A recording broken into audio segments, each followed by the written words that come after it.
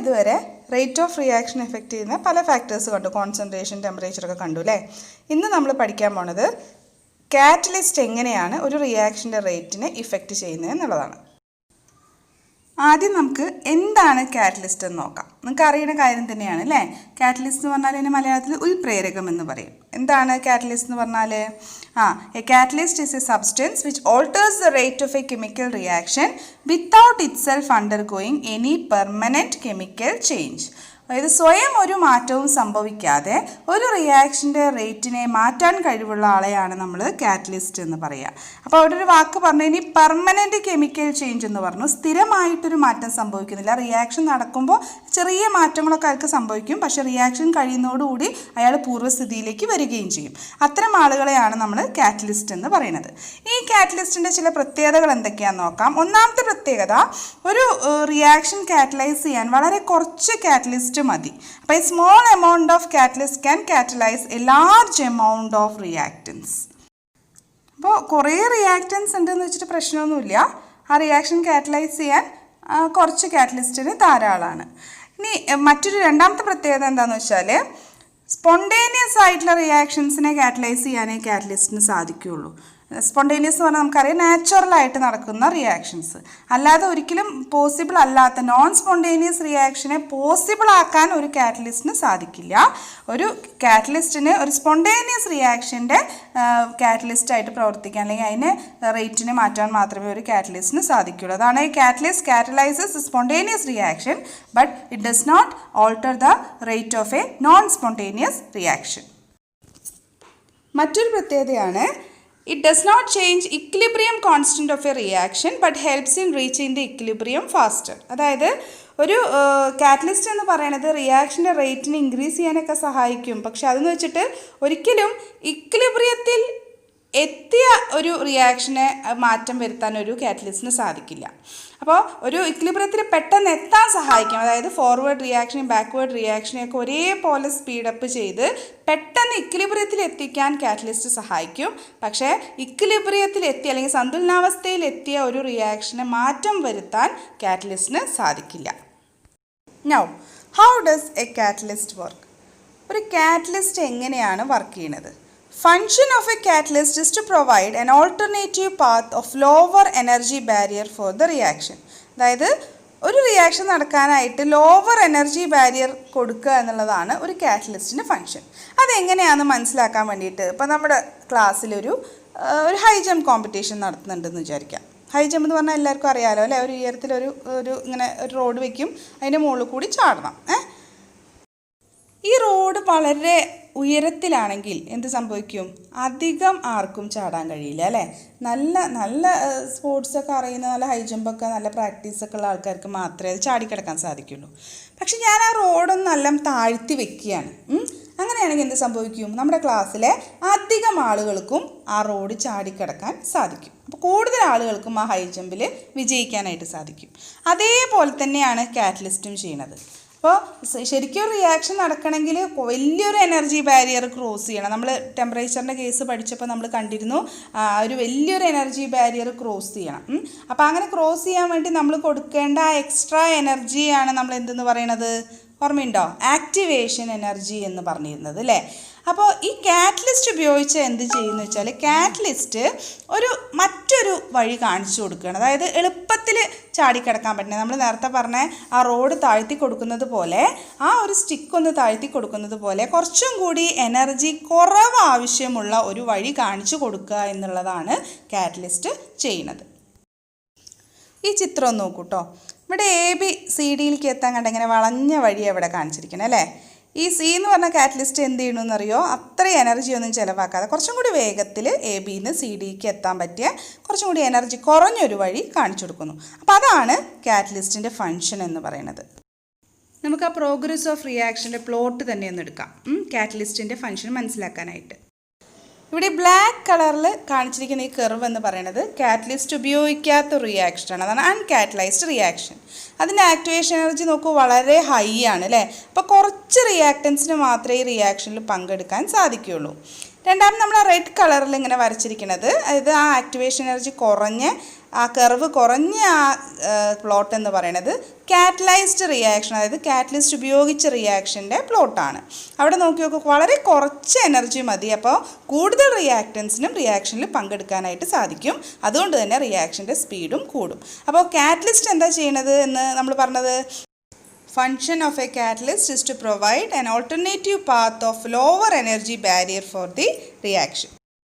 നമ്മുടെ high jump കോമ്പറ്റീഷനിൽ ചെയ്ത പോലെ കൂടുതൽ ആളുകൾക്ക് പങ്കെടുക്കാൻ വേണ്ടി നമ്മൾ ആ സ്റ്റിക്ക് ഒന്ന് താഴ്ത്തി കൊടുത്തതുപോലെ ഇവിടെ കൂടുതൽ റിയാക്റ്റൻസിന് റിയാക്ഷനിൽ പങ്കെടുക്കുന്നതിനായിട്ട് ആ എനർജി ബാരിയർ ഒന്ന് താഴ്ത്തി കൊടുക്കുന്നു. അപ്പോൾ കൂടുതൽ റിയാക്റ്റൻസിന് റിയാക്ഷനിൽ പങ്കെടുക്കാനായിട്ട് സാധിക്കുന്നു. ഇനി നമുക്ക് അടുത്ത ടോപ്പിക്കിലേക്ക് കിടക്കാം, collision theory of chemical reactions. Collision theory was developed by Max Strauss and William Lewis. Chemical reactions എങ്ങനെ നടക്കണു, അതുപോലെ തന്നെ ഡിഫറെൻറ്റ് റിയാക്ഷൻസിന് റിയാക്ഷൻ റേറ്റുകളും വ്യത്യാസമുണ്ട് അല്ലേ. ചിലത് സ്പീഡ് കൂടുതലായിരിക്കും, ചിലത് സ്പീഡ് കുറവായിരിക്കും. അപ്പോൾ എന്തുകൊണ്ട് അങ്ങനെയൊക്കെ സംഭവിക്കണം എന്നുള്ളതിന് കൃത്യമായ ഒരു ക്വാളിറ്റേറ്റീവ് എക്സ്പ്ലനേഷൻ കൊടുക്കാൻ സാധിച്ചത് ഈ കൊളീഷൻ തിയറിക്കാണ്. അപ്പോൾ ഇനി നമുക്ക് കൊളീഷൻ തിയറിയുടെ പോസ്റ്റുലേറ്റ്സ് എന്തൊക്കെയാണെന്ന് നോക്കാം. ഒന്നാമത്തെ പോസ്റ്റുലേറ്റ് പറയുന്നത്, for a reaction to occur the reactant molecules must collide with one another. അതായത് ഒരു റിയാക്ഷൻ നടക്കണമെങ്കിൽ ഏറ്റവും പ്രധാനപ്പെട്ട കാര്യം എന്താണെന്ന് വെച്ചാൽ അതിലെ റിയാക്റ്റൻ മോളിക്യൂൾസ് തമ്മിൽ പരസ്പരം കൂട്ടിയിടിക്കണം. രണ്ടാമത്തെ പോസ്റ്റുലേറ്റ് പറയുന്നു, എല്ലാ കൊളീഷൻസിനെയും നമുക്ക് ഇഫക്റ്റീവ് കൊളീഷൻസ് എന്ന് പറയാൻ സാധിക്കില്ല.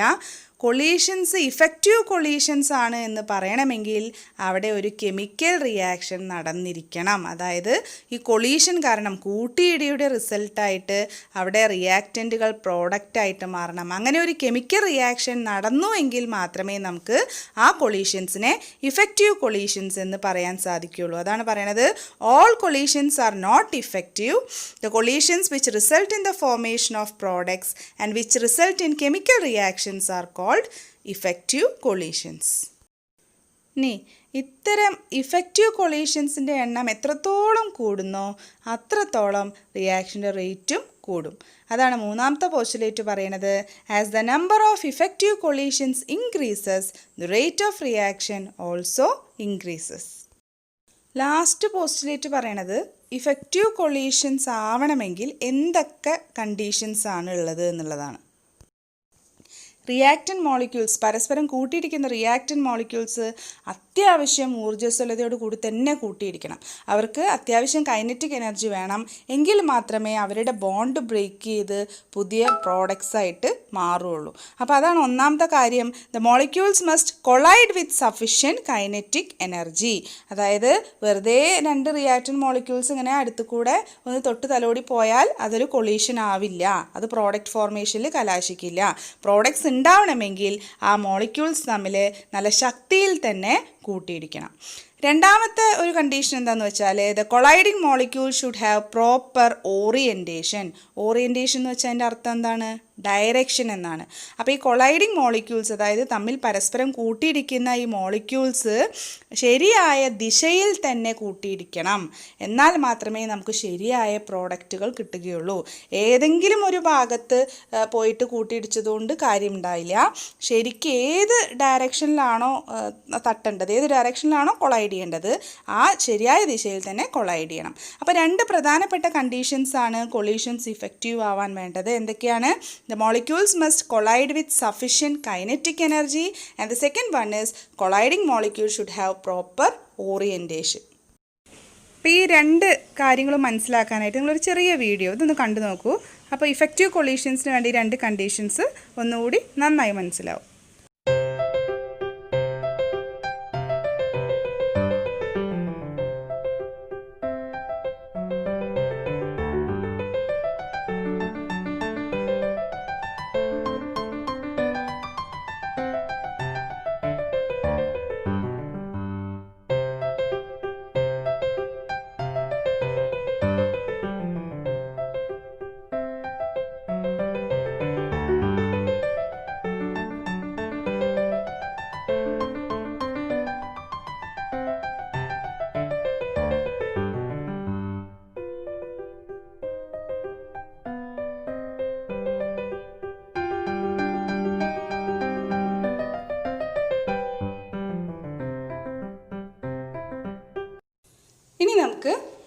ഒരു കൊളീഷൻ തിയറി അനുസരിച്ച് ഒരു ബൈമോളിക്കുലാർ റിയാക്ഷൻ എന്ന് പറഞ്ഞാൽ രണ്ട് മോളിക്യൂൾസ് എ ബി ആ രണ്ട് മോളിക്യൂൾസ് മാത്രം വരുന്ന ഒരു റിയാക്ഷൻ്റെ റേറ്റ് കണ്ടുപിടിക്കാനുള്ള ഇക്വേഷൻ എങ്ങനെയാണ് എഴുതാൻ നോക്കാം.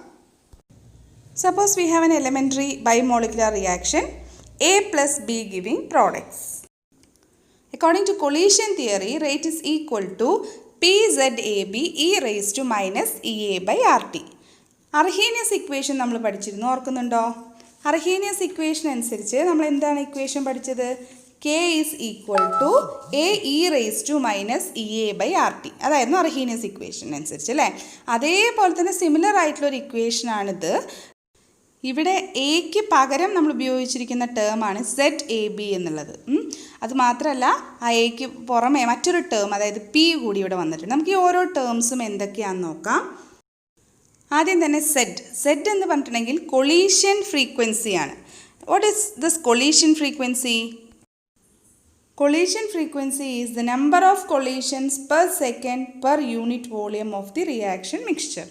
അതായത് ഒരു റിയാക്ഷൻ മിക്സ്ചറിൽ ഒരു യൂണിറ്റ് വോളിയത്തിൽ ഒരു സെക്കൻഡിൽ എത്ര കൊളീഷൻസ് നടക്കണം. അതായത് ഇപ്പോൾ നമ്മളൊരു റിയാക്ഷൻ മിക്സ്ചർ എടുക്കുകയാണെങ്കിൽ 1 സെൻറ്റിമീറ്റർ ക്യൂബ് വോളിയം എടുക്കുകയാണെങ്കിൽ അതിനുള്ളിൽ ഒരു സെക്കൻഡിൽ എത്ര കൊളീഷൻസ് ആണ് നടക്കുന്നത്, അതിനെയാണ് കൊളീഷൻ ഫ്രീക്വൻസി എന്ന് പറയുന്നത്. അപ്പോൾ the number of collisions per second per centimetre cube of the reaction mixture is known as collision frequency.